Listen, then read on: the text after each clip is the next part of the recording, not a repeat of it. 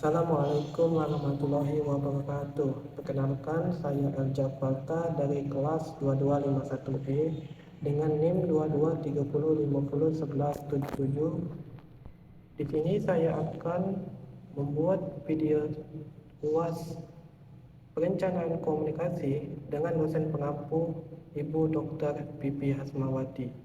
Nah, di sini saya akan berbicara tentang strategi komunikasi di sebuah perusahaan yang bergerak di bidang produksi susu bayi. Nah, PT ini bernama Milk Tropical yang terdapat dalam perusahaan ini. Apa sih yang harus kita analisis? Nah, baiklah, di sini saya akan masuk ke dalam poin yang pertama. Poin yang pertama itu ialah menganalisis apa saja yang ada di dalam sebuah, apa yang dibutuhkan oleh konsumen kita. Apa sih misalnya susu ini untuk balita di bawah 6 bulan dan balita di atas 1 tahun. Nah, langkah selanjutnya kita tuh harus mendistribusikan ke wilayah-wilayah lainnya. Contohnya wilayah desa, tentu saja kita harus merencanakan segala sesuatunya. Dan kita harus merencanakan yang mulai dari transportasi, dari sumber daya, dan juga tenaga-tenaganya. Nah, setelah kita menguasai beberapa poin ini, kita ini harus membuat dan menetapkan suatu kebijakan supaya produk kita ini bisa diminati oleh pelanggan baru kita dan menarik bagi perhatiannya. Nah, langkah pertama kita harus merekrut karyawan yang mau berkontribusi ke perusahaan kita. Nah, yang langkah kedua itu memberikan bonus atau karyawan yang memiliki kontribusi di dalamnya. Dan kita tuh akan memberikan penawaran khusus kepada pelanggan baru kita. Nah, selanjutnya bagaimana sih cara kita memproduksi barang-barang ini? Nah, poin yang pertama itu tentu saja kita harus mempromosikannya nih lewat media sosial. Nah, media sosial ini seperti TikTok, IG, maupun Facebook, maupun media platform lainnya. Nah, kita juga harus bisa memperkenalkan produk kita ini pada orang lain. Yang poin kedua, kita harus membuat poster tentang produk kita ini, dan kita tuh menjelaskan tentang pertumbuhan yang sehat dan bermanfaat bagi baik pada balita-balita Anda.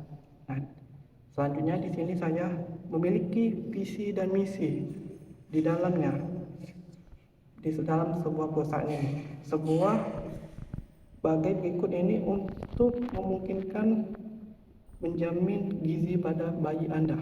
Nah, visinya ini ialah menjadi pilihan utama bagi orang tua untuk memberikan nutrisi yang terbaik bagi para balita-balitanya. Mungkin itu di antara balita 0 sampai 6 bulan maupun balita 1 tahun ke atas untuk perkembangan bayi. Nah, kalau misinya ini, kita ini harus menyediakan produk susu bayi berkualitas yang aman sesuai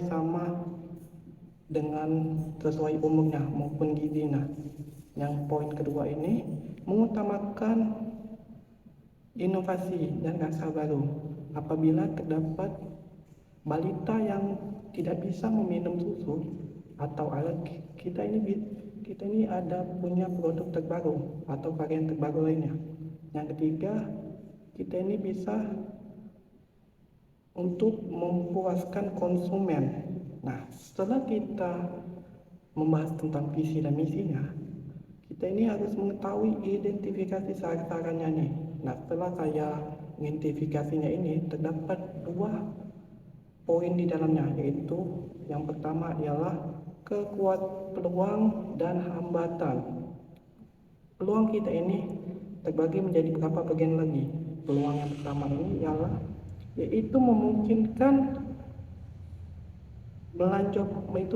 melonjaknya tinggi inovasi baru dan juga dan kita ini memanfaatkan teknologi supaya kita ini menjadi top satu susu di produk susu balita. Nah, yang kedua ini tentu saja kita ini di setiap ada peluang ini pasti ada hambatannya. Hambatan yang kita dapat di sini ialah persaingan yang ketat dan juga mungkin ada produk yang lebih murah lagi di pasaran sana. Oh ya, sama stok kita mungkin ini menjadi terkendala. Jika ada konsumen yang menanyakan produk kita, mungkin kita ini tidak bisa menjawabnya. Nah, ini suatu hambatan bagi kita. Nah, tentu saja perusahaan yang saya analisis ini memiliki terdapat kekuatan dan kekurangan. Nah, kekurangannya ini ialah mungkin masih banyak produk yang di luar sana yang memiliki citra yang bagus dan juga mungkin ada harga yang lebih murah di luar sana. Namun kita memiliki kelebihan. Apa sajakah kelebihan itu? Produk ini kita ini menjamin gizi dan nutrisi bagi balita Anda dan juga memiliki BPOM yang aman dan terjamin bagi para ahli dan ilmuwan. Nah, setelah beberapa kekuatan dan kekurangan ini, kita ini memiliki operational planning. Apa sih operational planning itu? Nah, kita ini harus menjalankan beberapa rencana. Yang pertama ini rencana A, kita harus memberikan diskon kepada produk kita dan memberi produk kita ini dan memberi tahu manfaat apa saja sih yang didapat dari produk kita ini, dan juga ini kita bekerja sama kepada para ahli dan para ilmuwan untuk bisa mengembangkan produk kita ke varian barunya lagi. Nah, plan B, kita harus bisa mengendorse seseorang dan memberikan suatu contoh kepada balitanya bahwa wah, susu ini enak, susu ini bermanfaat ini bagi balitanya. Terus kita ini harus memberikan sebuah bonus atau sebuah diskon kepada pelanggan baru yang tertarik kepada produk kita.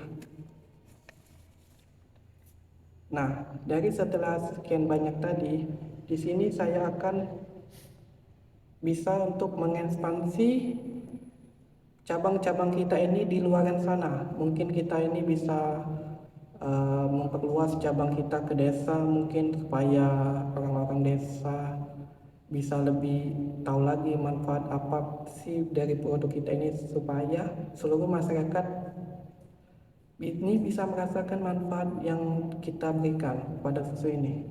Nah, setelah sekian dari yang saya jelaskan tadi, dapat disimpulkan bahwa berbagai dari perusahaan tadi, berbagai banyak itu mungkin dari diskon, dari penawaran, dari varian rasa atau lainnya gitu.